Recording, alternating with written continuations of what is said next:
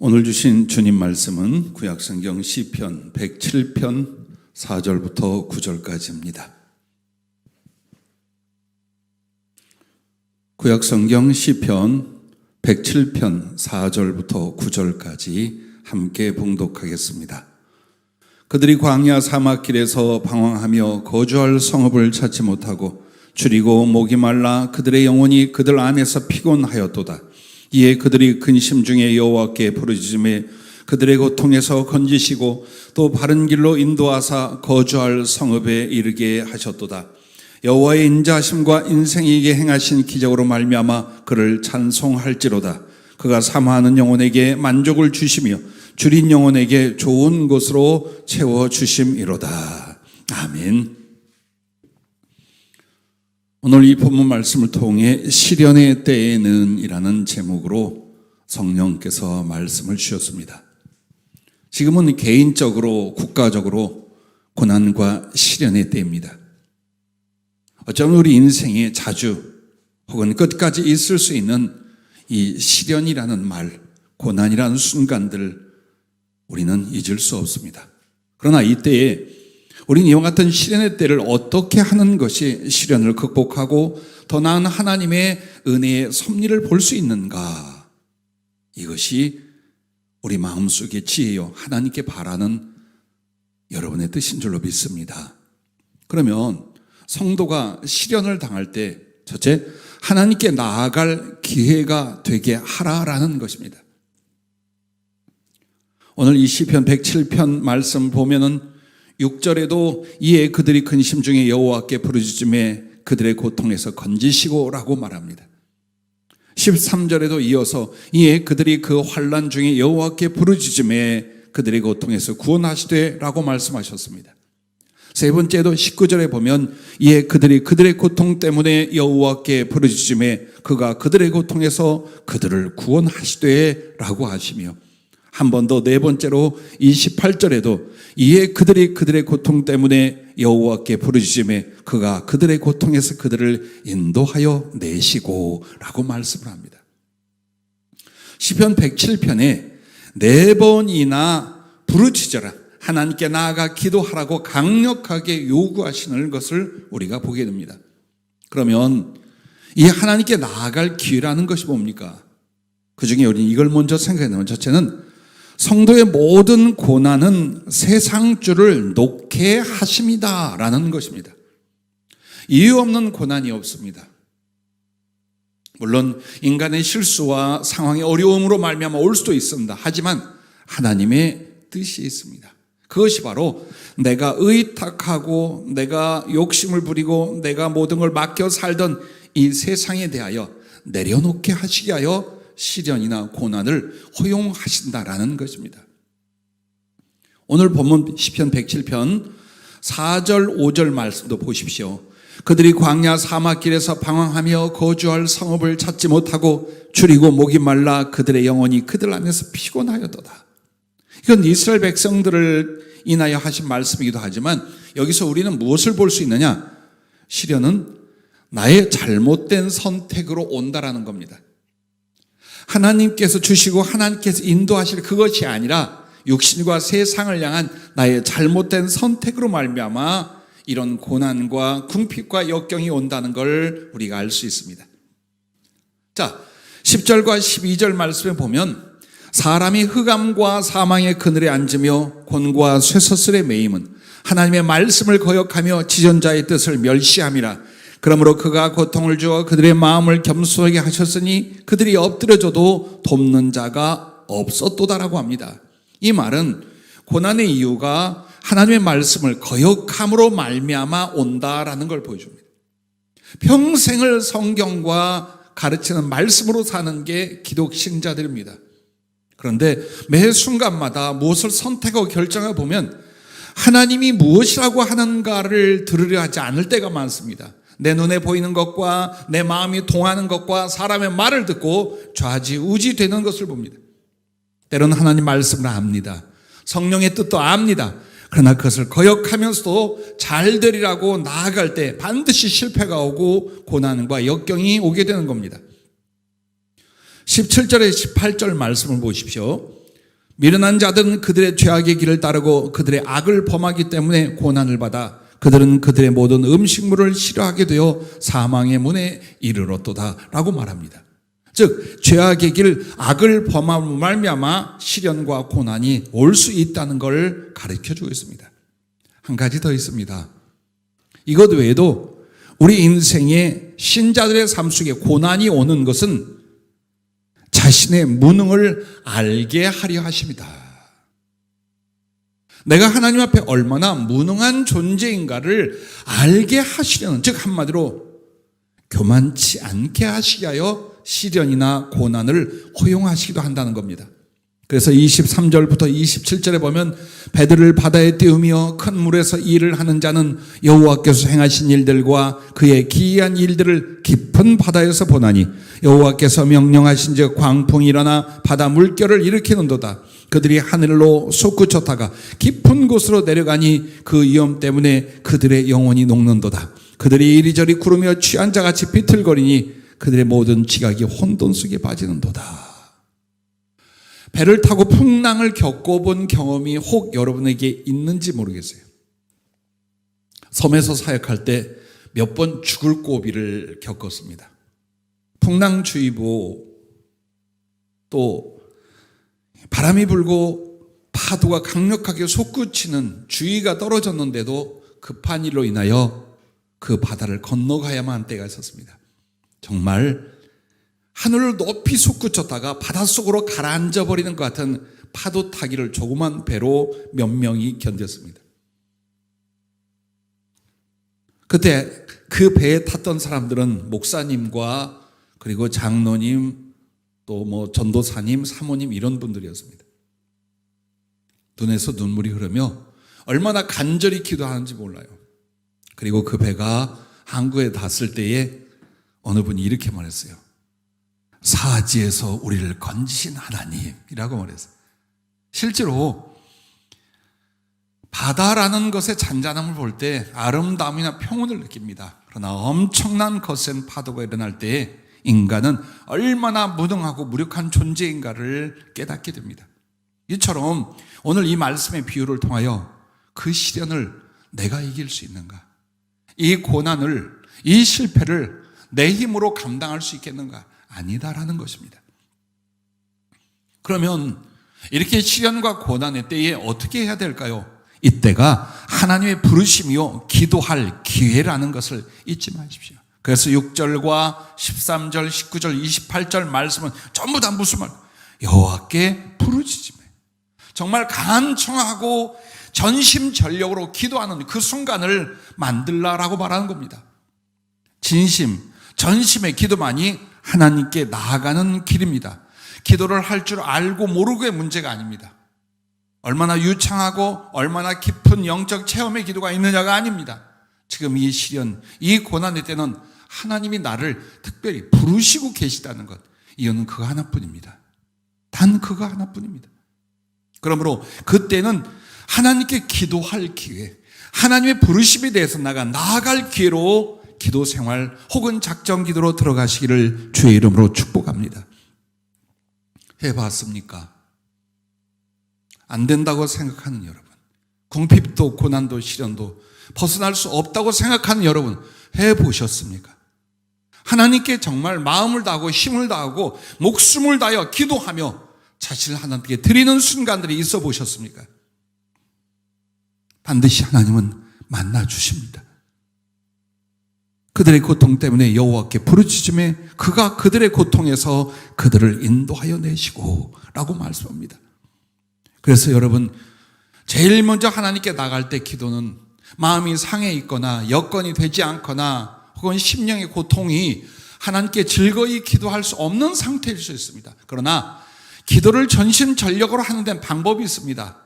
마음을 다하고 목숨을 다할 수 없습니다. 안 되는 거요. 그럼 어떻게 할 것이냐? 먼저 힘을 다해야 됩니다.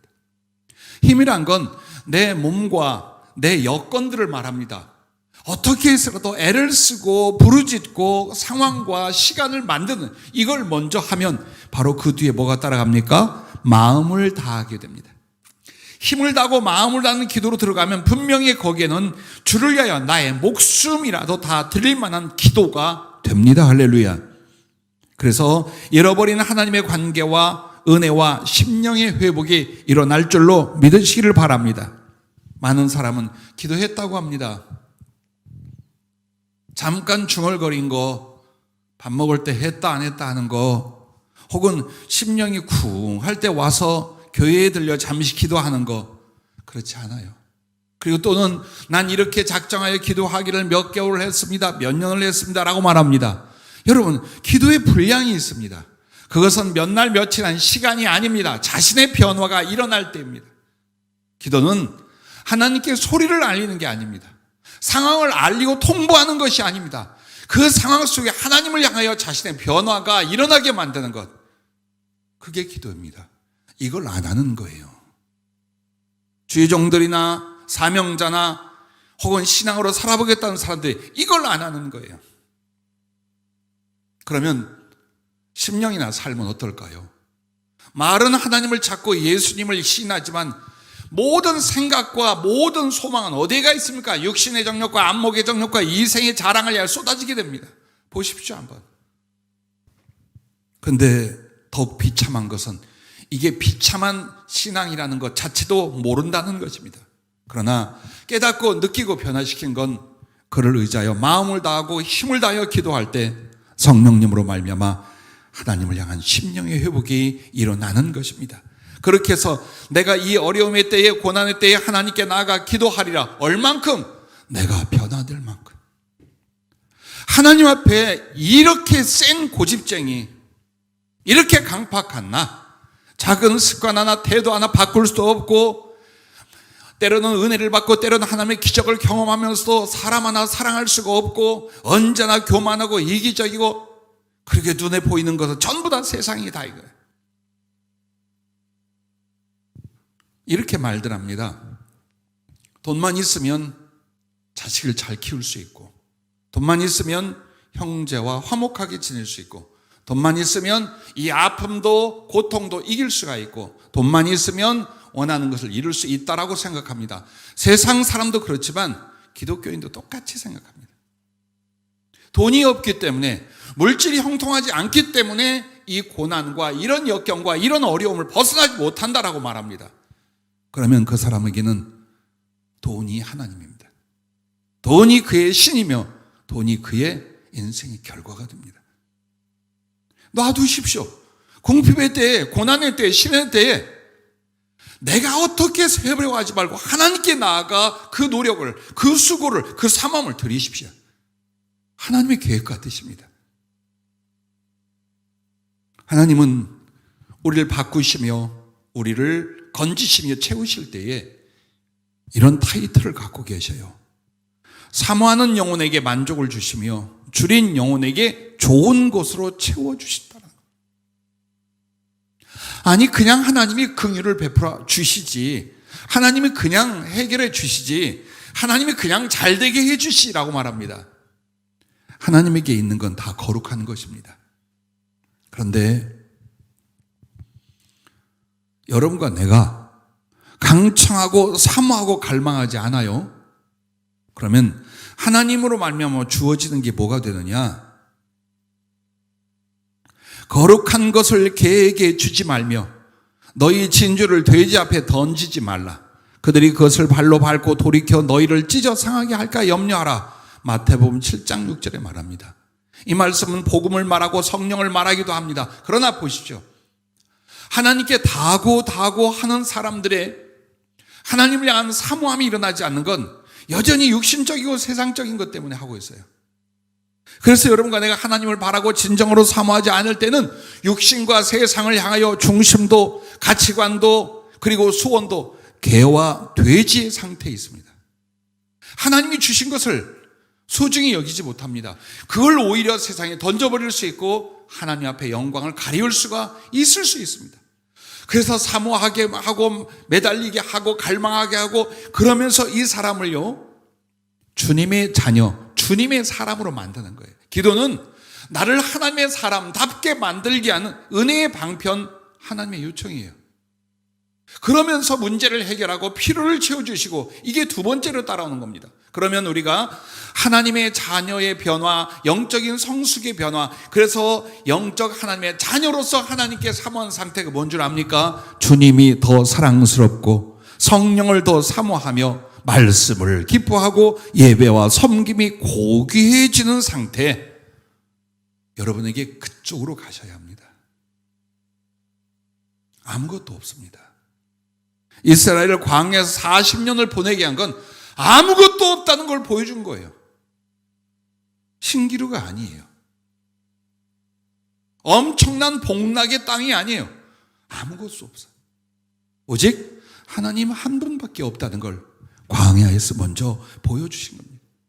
여러분의 인생과 나의 시간은 짧습니다.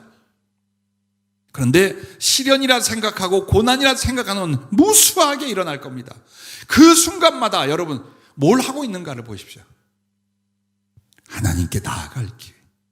기도하면서 정말 육적 사람이 영적 사람으로, 유선적인 사람이 진실한 사람으로 자기가 그리스도를 닮아 변화되어 갈 때 하나님은 얼마든지 내 처지와 상황과 심령과 환경을 바꿔주실 줄로 믿으시기를 바랍니다.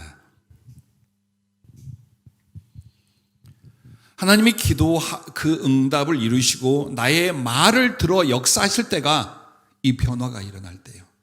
그래서 이 변화가 일어나게 하여 하나님께 거룩한 것과 그의 의대를 갈망하고 사모하는 상태를 하나님이 만드신다는 겁니다. 누군가 들어서실 때, 누군가 파송하실 때, 누군가 어려움 속에서 건지실 때 반드시 몸부림치는 기도와 기도 속에 자신의 변화를 이끌어내는 하나님의 이 계획은 절대로 변함이 없습니다. 그러므로 고난을 극복하는 거 어떻게 생각하면 엄청 어렵고 불가능해 보입니다. 하지만 주를 의지하여 기도하고 내 안에 그분과의 교통과 심령의 회복과 거룩한 성숙의 변화가 일어난다면 어떤 고난도, 어떤 궁핍도, 어떤 어려움도 능히 주의 손으로 해결해 주실 줄로 믿으시기를 바랍니다. 두 번째는 여러분, 시련의 때에는 더욱 순종에 힘써 자기를 하나님께 의탁하라라는 것입니다. 아무것도 보이지 않아요. 정말 어려움 속에 들어가면, 고통 속에 들어가고 시련 속에 들어가면 아무것도 보이지 않아요. 즉 바른 것과 해결할 수 있는 게 보이지 않아요. 그래서 그때 사람을 의지하고 물질을 의지하고 사람의 말을 의지하고 세상에 뭐가 좋다고만 하면, 뭐가 좀 괜찮다고만 하면, 돈벌이가 된다고 하면 정신이 하나도 없어요. 예수 믿는 사람들이 완전히 정신이 나가 있어요. 이게 옳은지 그른지도 모르고 결과가 어떻게 일어날지도 모릅니다. 어떻게 해서든지 빚 갚아야지, 어떻게 해서든지 이 궁핍을 이겨야지, 어떻게 해서든지 병이 나아야지, 거의 미쳐버립니다. 그런데 그러기를 수년이 지나가도 달라지던가요? 달라지지 않아요.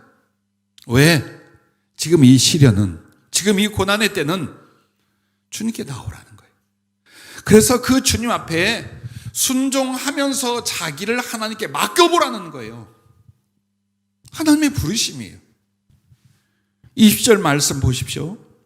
그가 그의 말씀을 보내어 그들을 고치시고 위험한 지경에서 건지시는도다. 위험한 지경과 상황에 하나님은 반드시 말씀을 보내요. 근데 이 말씀을 귀 기울이지 않고 이 말씀을 순종하지 않는다면 위경에서 건져낼 방법이 없다라는 거예요. 하나님의 임재, 하나님의 소통, 하나님의 명령이 전부 다 어디에서 옵니까? 말씀에서 옵니다. 7절 볼까요? 또 바른 길로 인도하사 거주할 성읍에 이르게 하셨도다 라고 말합니다. 14절에도 흑암과 사망이 그들을 인도하여 내시고 그들의 얽어맨 줄을 끊으셨도다. 그들이 평온함으로 말미암아 기뻐하는 중에 여호와께서 그들이 바라는 항구로 인도하시는도다. 이 말은 하나님 말씀을 듣고 순종하는 사람에게는 어떤 고난도 상황도 어려움도 심지어는 바다의 그 큰 위험조차도 하나님이 해결해 주시고 온전히 평안한 곳으로 인도하신다는 약속의 말씀입니다. 그러므로 먼저는 시련의 때에는 주님 말씀에 더욱 귀 기울일 수 있기를 주의 이름으로 축복합니다. 어려움이 어째서 옵니까? 11절 보면 하나님의 말씀을 거역하며 지존자의 뜻을 멸시함이라. 이것 때문에 와요. 20절에도 그가 그의 말씀을 보내어 그들을 고치시고 위험한 지경에서 건지시다 라고 말합니다.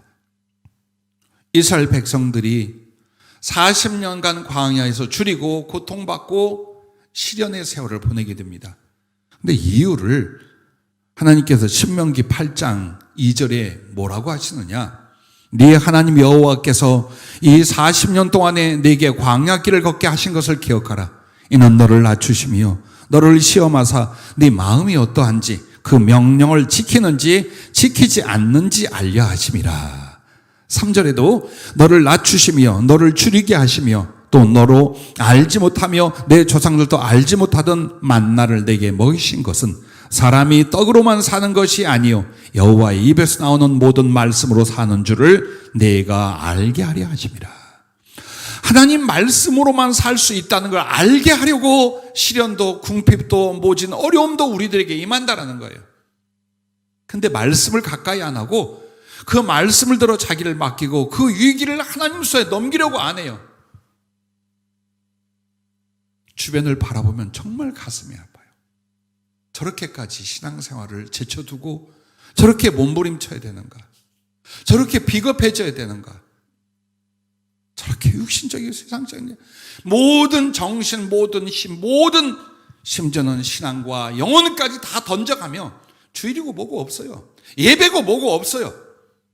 상당히 많은 사람들이 그렇게 삽니다. 해결만 될 수 있다면, 돈만 벌 수 있다면. 말씀으로 생각 속에 들어가야 됩니다.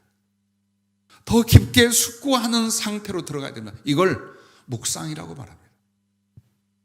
하나님과 그 말씀을 묵상하지 않는 사람은 아주 세상적이고 육신적인 단순함에서 벗어나지를 못해요. 절대 벗어나지 못해요. 그러므로 묵상이란 건 종교 생활의 한 부분이 아니에요. 끊임없이 말씀 앞에 나가는, 그 말씀을 깨닫고 그 말씀을 적용하고 그 말씀으로 삶을 살아가고 그 말씀으로 하나님을 의지하는 신앙생활의 전체라고 우리가 생각할 수 있습니다. 그래서 어떤 고난과 역경이 되든지 말씀을 자꾸 보내시고 그 말씀을 붙들고 순종하기 시작하면 내가 해결하는 게 아니에요. 내가 그 구렁텅이 속에 던져 내가 무너져가는 게 아니에요. 하나님께 나와 나의 상황을 맡기게 됩니다. 바른 길로 인도하시고 평온한 가운데 소원의 항구로 들어가게 하십니다. 할렐루야.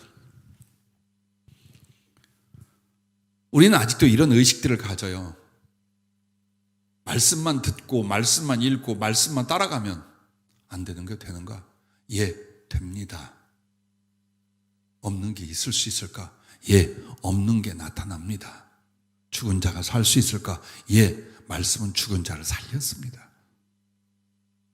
이걸 우리가 전폭적으로 맡기고 들어가는 게 그거 신앙이에요.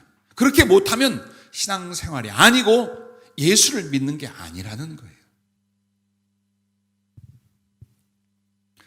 존경하는 분 중에 엘리야 선지자가 있습니다. 근데 그 엘리야 선지자가 열왕기상 19장에 보면 완전히 무너지고 힘이 빠지고 좌절해버리는 때가 있어요. 하나님 앞에 애쓰고 수고하며 큰 기적과 역사를 일으켜서 당시 아합 왕, 이세벨 왕 굴복시켰잖아요.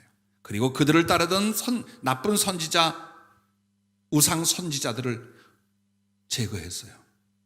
이제는 왕과 왕비가 그리고 이 나라가 여호와 하나님께로 돌아오리라고 생각을 했어요. 그리고 자기는 평안한 가운데 그들을 하나님의 뜻대로 인도할 줄로 알았어요. 그런데 더 악착스럽고 더 잔인하고 더 치부한 공격 그리고 죽이고자 하는 그 포위망이 좁혀오기 시작을 했어요. 화가 난 건지 절망이 온 건지 그냥 팍 꺾어져 버립니다. 그리고 죽기를 구합니다. 죽기를 차라리 죽는 게 이만하면 됐어. 내가 어떻게 더. 그때 하나님께서 천사를 보내어 그에게 힘을 주고 호렙산으로 인도했잖아요. 그 호렙산에 가서 그는 뭘 경험합니까? 하나님의 그를 동굴 가운데서 불러냅니다. 그리고 엄청난 강력한 바람이 바위를 부수고 지진이 일어나고 불이 휘몰아칩니다. 이렇게 기가 막힌 역사들 앞에 하나님은 안 계셨어요. 물론 그걸 하나님이 했어요. 그러나 엘리야에게 경험하고 엘리야에게 하고자 하는 건 뭐느냐? 그런 기사와 표적들이 아니라 세미하게 하시는 하나님 말씀을 주고자 했던 거예요. 하나님께서 그에게 말씀을 합니다. 세미한 소리가 있는지라. 엘리야가 듣고 겉옷으로 얼굴을 가리고 나아가 굴러오기에 섬에 열왕기상 19장 13절이에요. 소리가 그에게 임하여 이르시되 엘리야야 네가 어찌하여 여기 있느냐. 자, 엘리야의 상태나 우리의 상태나 한번 보십시오. 그가 대답하되 내가 만군의 하나님 여호와께 열심히 유별하오니 이는 이스라엘 자손의 주의 언약을 버리고 주의 제단을 헐며 칼로 주의 선지자들을 죽였음이오며 오직 나만 남았거늘. 오직 나만 남았거늘. 엘리야의 주변이 다 죽었어요. 동지들이 죽었어요. 가족과 혈육들까지 다 죽었어요. 정말 하나님을 바라며 믿음으로 살아갈 만한 사람들은 이제 없고 자기만 남아있고 원수들이 득세하여 자기마저 죽이려고 한다고 생각하니 절망과 낙심에 빠졌어요. 시련의 때, 심령의 고난과 그리고 삶의 어려움의 때가 왔어요. 15절 여호와께서 그에게 이르시되 말씀했다는 거예요. 좌절한 그에게, 방황하는 그에게 말씀을 들을 수 있게 하려고 호렙산으로 불렀어요. 그리고 그의 마음을 쏟아내고 하나님은 거기에 말씀을 주고 계신 거예요. 뭐라고 하십니까? 너는 내 길을 돌이켜 광야를 통하여 다메섹에 가서 이르거든 하사엘에게 기름을 부어 아람의 왕이 되게 하고 너는 또 니므시 아들 예후에게 기름을 부어 이스라엘의 왕이 되게 하고 또 아헬몰라의 사밧의 아들 엘리사에게 기름을 부어 너를 대신하여 선지자가 되게 하라. 왜? 17절에 이렇게 말합니다. 하사엘의 칼을 피하는 자를 예후가 죽일 것이요 예후의 칼을 피하는 자를 엘리사가 죽이리라. 이 말은 안 될 것 같은, 도저히 변화되지 않고 이 악한 무리를 이길 수 없을 것 같은, 오히려 죽임을 당할 것 같은 이 시련과 고난의 때 주님 뭘 말한 거예요? 말씀으로 어떻게 해결하시고 말씀으로 어떤 계획을 갖고 하시고 그에게 희망을 주시며 그에게 일어날 일들을 말씀으로 먼저 주고 계신 거예요. 그리고 뭐라고 합니까? 자기 혼자만 남았다고 그러잖아요. 그런데 18절 그러나 내가 이스라엘 가운데 7,000명을 남기리니 다 바알에 무릎에 꿇지 아니하고 다 바알에게 입맞추지 아니한 자라. 자, 절대로 우상 숭배하지 아니면 어떤 유혹과 핍박 앞에도 하나님께 정절을 지켜가는 신앙의 용사들이 얼마라고 합니까? 7,000명이 상징수예요. 7,000이 더 되는 거예요. 너 혼자 아니야. 자, 끝났어요. 엘리사의 모든 고통도 두려움도 절망도 낙심도 그 시련의 때가 하나님의 말씀을 듣고 그분 앞에 마음을 열어 믿음으로 의지하자 모든 게 다 끝나버렸어요. 우리의 삶이 그와 같을 거예요. 우리 교회가 그와 같을 거예요. 나는 오늘 설교하며 의분이 일어나요. 화가 난다든가 원망이 되는 게 아니라 이 하나님의 지혜가 있는데, 이 하나님의 사랑과 섭리가 있는데 궁핍이다, 실패다, 시련이다, 어려움의 때에 더 세상적인 육신으로 가는 성도를 보면 가슴이 너무너무 아파요. 내게도 그런 부분이 많았을 거예요. 그러나 우리에게 절대로 어둠이 이길 수 없는 새벽별이 있어요. 그분의 말씀이에요. 성령을 통해 그가 하시는 말씀이에요. 그거 귀 기울이고 그걸 붙잡으려고 해야지. 사람 따라다니고 일거리 따라다니고 돈 따라다니고 그만해요. 그만해요. 그렇게 살지 말아요. 혹시 이 방송을 듣고 있는 사람, 아 이게 내 말이다면 맞아요. 당신 말이에요. 정말 하나님은 위대하시며 우리의 처음부터 마지막까지 책임져 주시는 아버지예요. 어머니예요. 보혜사예요. 그의 말씀을 듣고 순종을 통하여 자기를 맡기는 거룩한 지혜가 일어나기를 주의 이름으로 축복합니다. 여러분이 잘 아는 아브라함을 보십시오. 갈대아 우르 지역에서 말씀 한마디를 딛고 떠납니다. 그리고 시련과 방황과 고난의 길 안으로 들어와요. 그런데 이 아브라함을 향하여 히브리서 11장 8절에는 믿음으로 아브라함은 부르심을 받았을 때에 순종하여 장래 유업으로 받을 땅에 나아갈새 갈 바를 알지 못하고 나아갔으며, 갈 바를 알지 못한다는 건 고난과 시련과 위험 속으로 던졌다는 거예요. 근데 딱 하나, 하나님의 말씀만. 이걸 의지하여 간다라는 거예요. 오늘 우리들에게도 당장에 해결이 안 되거나 당장에 부요가 찾아오지 않거나 당장에 평안과 건강이 오지 않다 하더라도 말씀을 잡고 행동하십시오. 그 말씀을 잡고 하나님을 나아가십시오. 거기 뭐가 있을까요? 16절에는 이렇게 말해요. 히브리서 11장 16절에는 그들이 이제는 더 나은 본향을 사모하니 곧 하늘에 있는 것이라. 이러므로 하나님이 그들의 하나님이라 일컬음 받으심을 부끄러워하지 아니하시고 그들을 위하여 한 성을 예비하셨느니라. 가나안 땅이 아니었어요. 지금 말하는 팔레스타인 지역이 아니었어요. 하나님이 말씀으로 그를 부른 건 세상의 고난과 죄와 그리고 결국은 죽음밖에 없어요. 그 땅에서 어디로? 천국으로 인도하시는 게 하나님 말씀이에요. 우리는 자주 잊어버려요. 내가 지금 천국으로 가는 사람이라는 걸 자꾸 잊는 거예요. 이 땅에서 무언가를 해야, 이 땅에서 해결해야, 이 땅에서 이루어야 이 땅 하늘나라 못 갑니다. 그러면 결국 하나님 말씀은 문제를 해결해야 돼. 지금 당장의 문제를 해결하시며 영혼과 영혼의 문제를 해결해 주시는 것이 하나님이요 그 말씀이라는 걸 잊지 마시길 바랍니다. 그러므로 고난과 시련의 때는 그냥 하나만 생각해서 그분이 뭐라고 하시는가, 그리고 나는 그 말씀을 심령과 삶으로 어떻게 순종할 것인가. 혹시 주님이 이런 말씀하죠? 너 성질이 더럽게 생기고 빌어먹게 생겼어. 그거 안 고치니까 맨날 그거 두들겨 맞고 맨날 너 그거 고치는 거야. 혹시 이렇게 들립니까? 고치세요. 맨날 너 돈이나 세상 물질 따라다니다가 맨날 사기당하고 뒤집어지고 엎어졌잖냐. 그쪽이 아니야. 넌 내가 준 걸로 나의 일을 하려면 믿음으로, 소망으로, 사랑으로, 순종으로 서야지 라고 하십니까? 그렇게 하세요. 너 지금 잘 되고 네가 부유하면 교만하여 방자해지고 넌 진리를 떠나 라고 하십니까? 그럼 지금 겸손케 하시는 상황을 기뻐하고 찬양하세요. 그분이 주신 말씀은 그냥 내 종교 생활에 한 스쳤지 않은 은혜를 받을 만한 것, 이 정도가 아니에요. 운명의 절대적인 것이에요. 코로나19의 위협 앞에서도 마스크 잘 쓰고 격리하고 주의하세요. 근데 더 결정적인 건 이 부분이에요. 하나님께 순종하는 생활. 즉 이런 위기와 어디서 어떤 일이 벌어질지 몰라요. 하필이면 호흡기냐, 숨은 쉬어야 되겠는데 주변에 있는 인간이 다 숨을 쉬고 있네. 말만 해도 말을 안 해도 지나만 가도 숨을 쉬네. 어디서 어떻게 감염이 될지. 신명기 7장 15절은 이렇게 말씀하셔요. 여호와께서 또 모든 질병을 내게서 멀리하사 너희가 아는 애굽의 악질에 걸리지 않게 하시고 너를 미워하는 모든 자에게 걸리게 하실 것이라. 이 말씀 앞에는 하나님 말씀에 복종하면, 하나님 말씀에 순종한다면 그 악한 질병과 전염병이 치고 들어오는 상황일지라도 하나님이 너를 지키신다라고 말합니다. 물론 방역적 수칙을 위생적인 생활 해야 돼요. 하지만 결정적이고 운명적인 건 어때요? 순종으로 하나님께 나의 건강과 생명을 맡기는 거예요.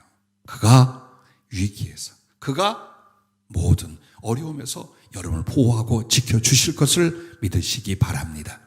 또한 여러분 보세요. 이 하나님께 고난과 시련 때 순종으로 내가 말씀 잡고 나가잖아요. 그러면 상황과 환경을 바꾸시는 하나님의 기적을 보게 됩니다. 오늘 보세요. 8절 말씀에도 여호와의 인자하심과 인생에 행하신 기적으로 말미암아 그를 찬송할지로다. 그리고 21절에도 여호와의 인자하심과 인생에 행하신 기적으로 말미암아 그를 찬송할지로다. 31절에도 말합니다. 결국 고난을 받고 고통을 당하고 있는 내용으로 시편 107편이 계속 말씀이 나오잖아요. 하지만 부르짖고 그 말씀을 보내시고 이 과정에 순종의 변화가 일어났어요. 순종의 의지가 일어났어요. 그러면 하나님은 상황과 환경과 사람을 바꾸시는 기적을 이루신다라고 오늘 본문이 말씀을 하고 있는 거예요. 사도 바울 보십시오. 얼마나 고통스러웠을까요? 얼마나 잔인하고 악하되 그걸 하나님에 대한 열심으로 알고 견뎌보려고 했을까요? 양심의 가책도 영혼의 아픔도 다 싸잡고 그렇게 독하고 악하게 굴고 있었어요. 그게 바울 되기 전 사울의 모습이었어요. 근데 그에게 말씀이 임했어요. 예수님을 만나고 말씀을 받았어요.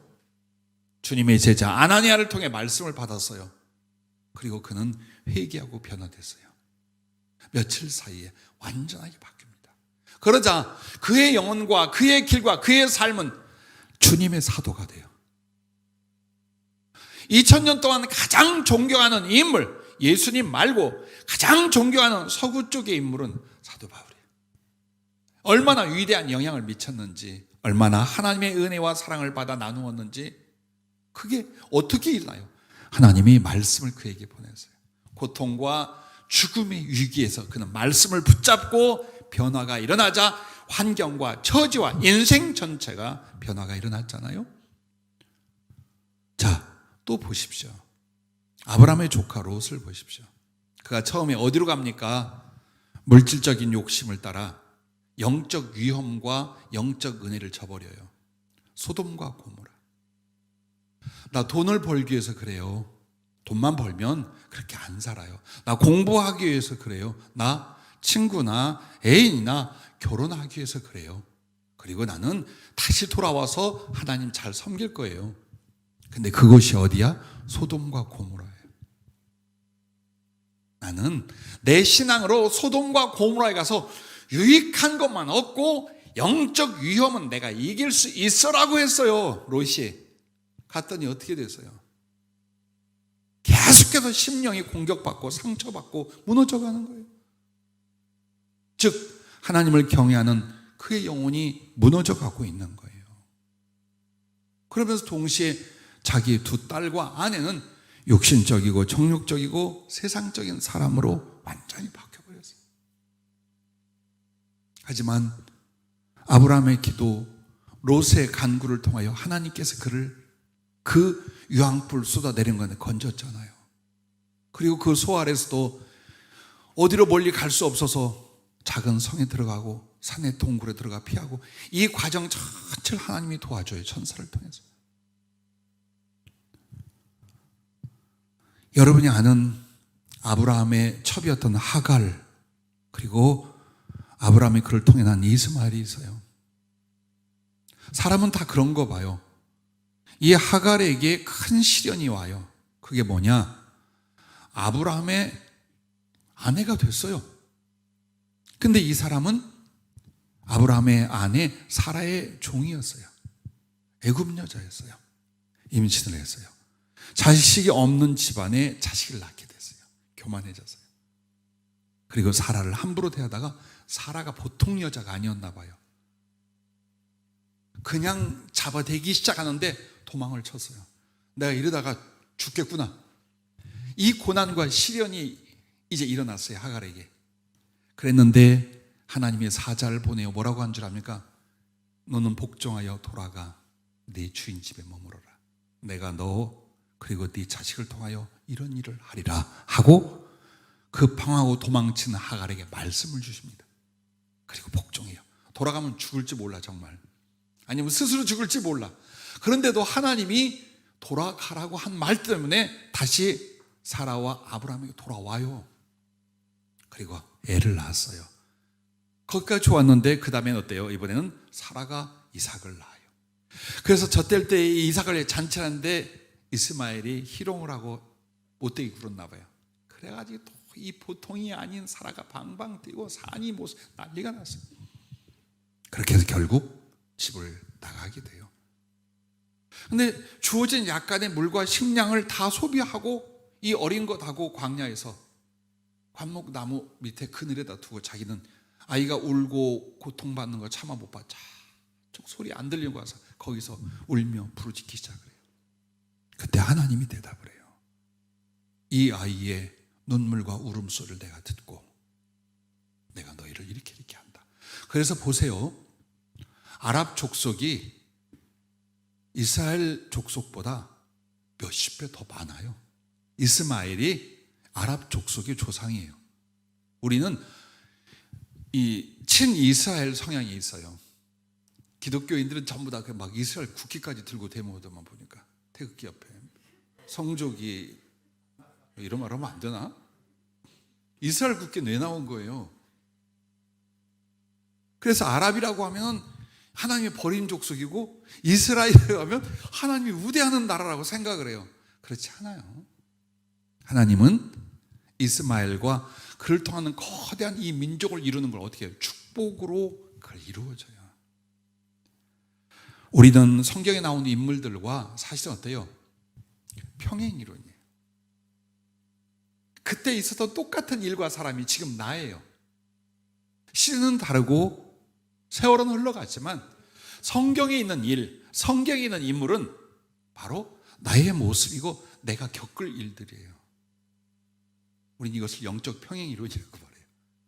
그래서 우리는 그 말씀을 우리에게 적용하면 그들이 이겼고 그들이 해결했고 그들이 하나님을 만나 축복을 받았던 바로 그 삶으로 들어가게 될 것을 믿으시기 바랍니다. 자, 시련의 때 마지막 세 번째는요, 고난받는 이들을 돌아보아 주님의 손이 되려 하라라는 거예요. 아니, 내가 지금 죽을 지경인데, 얼마나 어려운데, 월세도 못 낼 형편이고 내 몸뚱이도 내가 이끌고 못 살 사람인데 누구를 돌보라고요? 예, 그렇게 하는 거예요. 가난해지면 가난한 사람이 이해가 되지 않아요?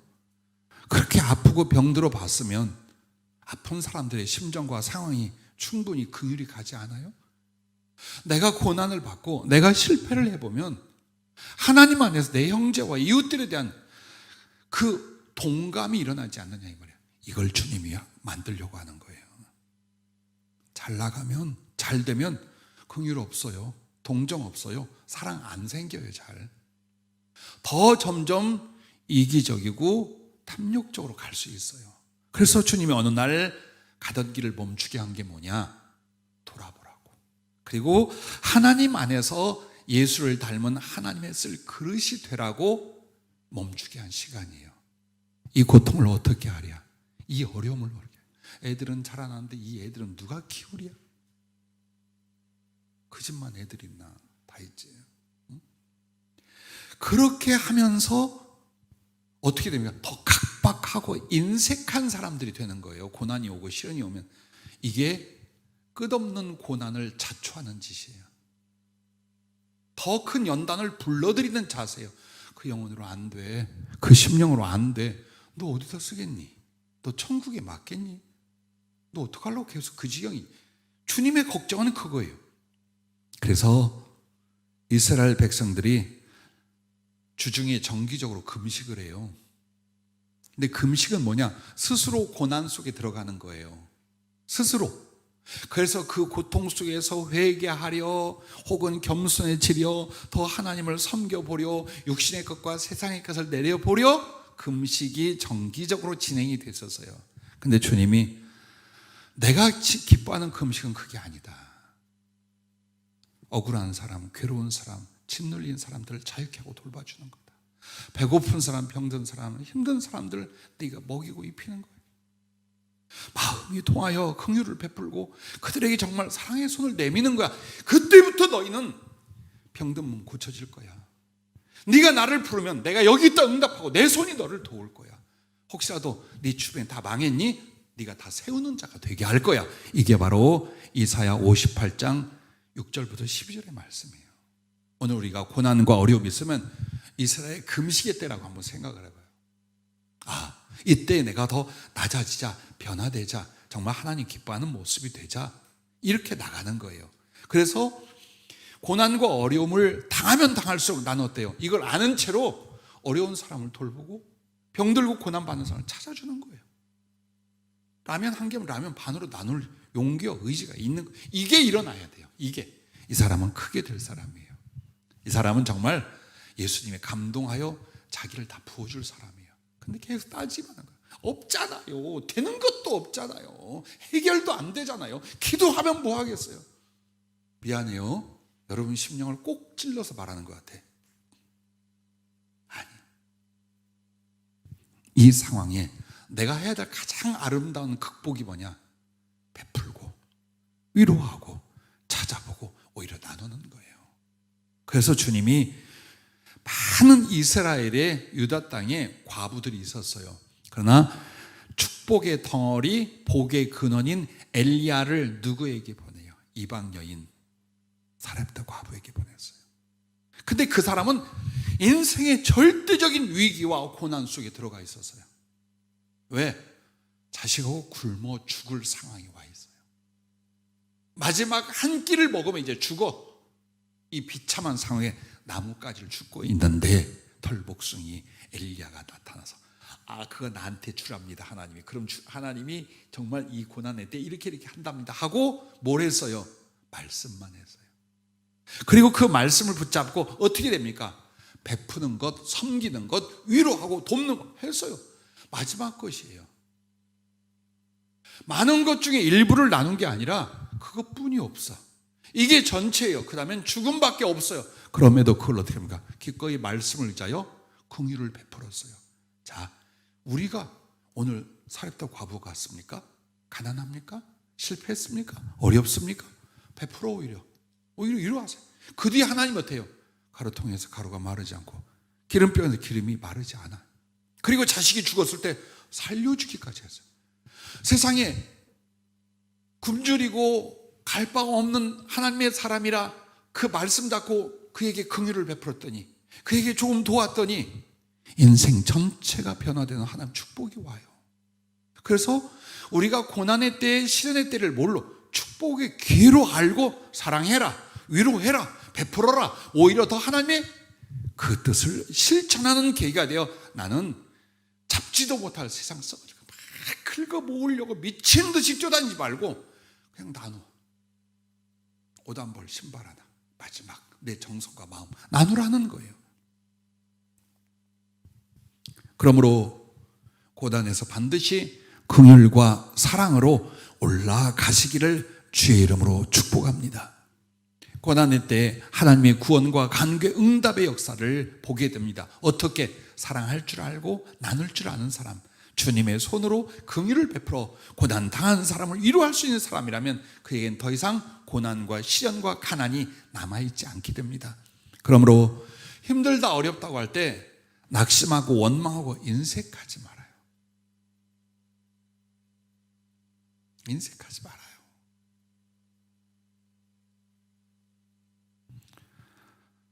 고통당해 보았으니 고통받는 이들에게 긍휼을 품을 수 있고 위로와 희망을 주는 사랑의 인격으로 올라가려고 해야 돼요. 그것만 하면 돼요. 시련의 목적이 있어요. 고난을 받을 때 하나님이 우리에게 목적이 있어요. 그냥 고난받게 하는 게 아니에요. 그게 뭡니까? 겸손과 긍휼과 섬김의 사랑을 배우게 하는 것, 이것이 시련의 목적이에요.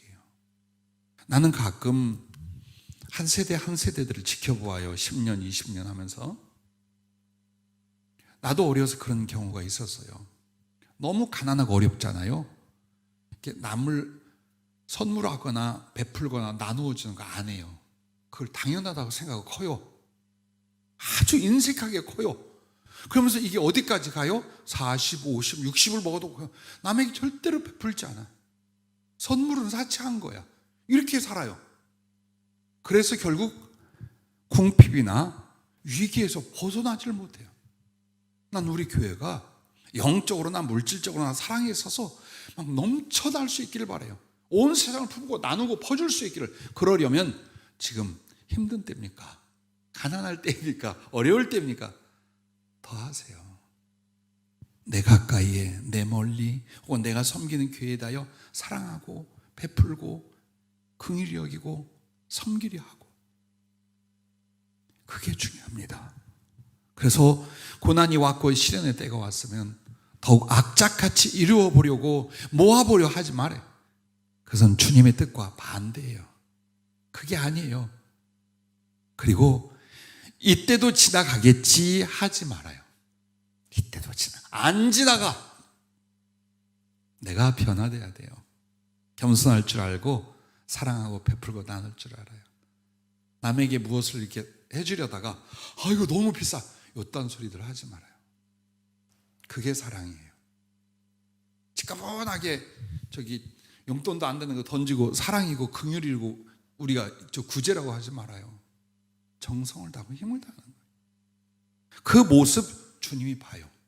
그리고 빠른 때에, 가까운 때에 모든 궁핍이나 어려움과 고난에서 그를 완전히 바꾸시게 된다는 걸 잊지 마시길 바랍니다. 오늘 성령이 주신 그 묵상 코너를요, 이게 뭐냐면 이거예요. 기도하는데 주님이 환상을 하나 보여주시는 거예요.